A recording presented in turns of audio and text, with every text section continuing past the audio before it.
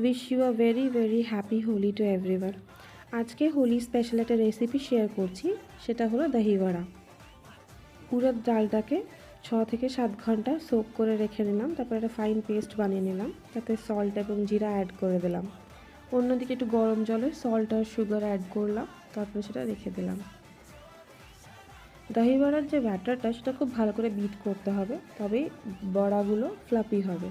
তারপরে বড়াগুলো একে একে ভেজে নিলাম এবং সেটাকে জলের মধ্যে সোক করে রেখে দিলাম।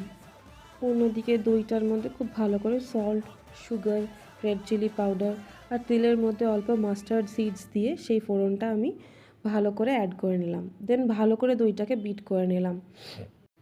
বেশ কিছুক্ষণ মেশানোর পরে দইটা একদম রেডি হয়ে যাবে। তারপর প্যানের মধ্যে তেঁতুলের পাল্প, তার মধ্যে একটু সুগার, একটু সল্ট, রেড চিলি পাউডার দিয়ে তেঁতুলের একটা চাটনি বানিয়ে নিলাম। এরপর আসছে সার্ভিং টাইম। সুন্দর করে বড়াগুলো সাজিয়ে তার উপরে দইটা দিয়ে দিলাম।